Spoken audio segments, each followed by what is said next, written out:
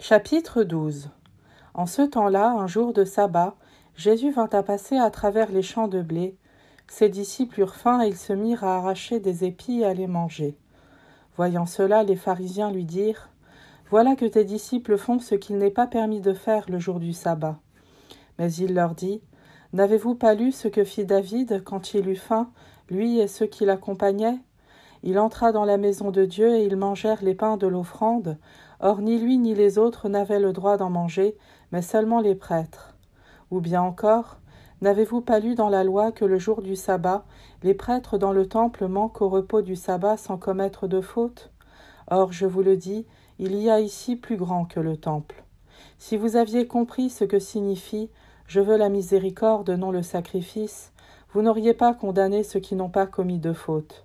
En effet, le Fils de l'homme est maître du sabbat. Il partit de là et entra dans leur synagogue. Or, il s'y trouvait un homme qui avait une main atrophiée. Et l'on demanda à Jésus : « Est-il permis de faire une guérison le jour du sabbat ?» C'était afin de pouvoir l'accuser. Mais il leur dit : « Si l'un d'entre vous possède une seule brebis et qu'elle tombe dans un trou le jour du sabbat, ne va-t-il pas la saisir pour la faire remonter ? Or un homme vaut tellement plus qu'une brebis. Il est donc permis de faire le bien le jour du sabbat. » Alors Jésus dit à l'homme : « Étends la main. » L'homme l'étendit et elle redevint normale et saine comme l'autre. Une fois sortis, les pharisiens se réunirent en conseil contre Jésus pour voir comment le faire périr. Jésus, l'ayant appris, se retira de là. Beaucoup de gens le suivirent et il les guérit tous.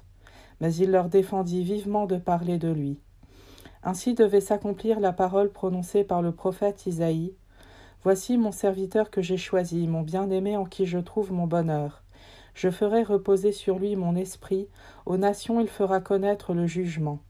Il ne cherchera pas querelle, il ne criera pas, on n'entendra pas sa voix sur les places publiques. Il n'écrasera pas le roseau froissé, il n'éteindra pas la mèche qui faiblit, jusqu'à ce qu'il ait fait triompher le jugement. Les nations mettront en son nom leur espérance. » Alors on lui présenta un possédé qui était aveugle et muet. Jésus le guérit, de sorte que le muet parlait et qu'il voyait. Toutes les foules étaient dans la stupéfaction et disaient : « Cet homme ne serait-il pas le fils de David ?» En entendant cela, les pharisiens disaient : « Il n'expulse les démons que par Béelzéboul, le chef des démons. » Connaissant leurs pensées, Jésus leur dit : « Tout royaume divisé contre lui-même devient un désert.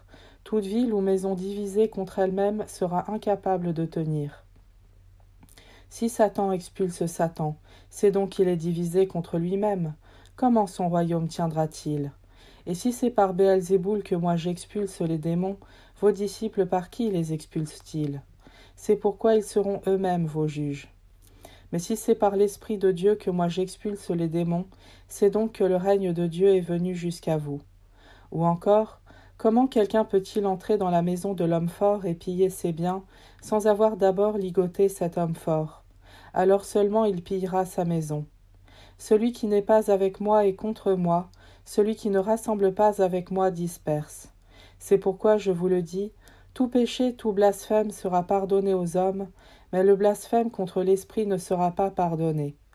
Et si quelqu'un dit une parole contre le Fils de l'homme, cela lui sera pardonné. Mais si quelqu'un parle contre l'Esprit Saint, cela ne lui sera pas pardonné, ni en ce monde-ci, ni dans le monde à venir. Prenez un bel arbre, son fruit sera beau. Prenez un arbre qui pourrit, son fruit sera pourri, car c'est à son fruit qu'on reconnaît l'arbre. Engeance de vipères, comment pouvez-vous dire des paroles bonnes, vous qui êtes mauvais ? Car ce que dit la bouche, c'est ce qui déborde du cœur.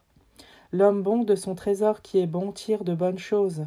L'homme mauvais de son trésor qui est mauvais tire de mauvaises choses.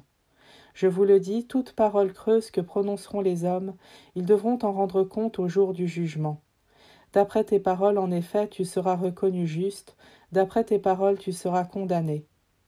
Quelques-uns des scribes et des pharisiens lui adressèrent la parole : « Maître, nous voudrions voir un signe venant de toi. » Il leur répondit : « Cette génération mauvaise et adultère réclame un signe, mais en fait de signe, il ne lui sera donné que le signe du prophète Jonas.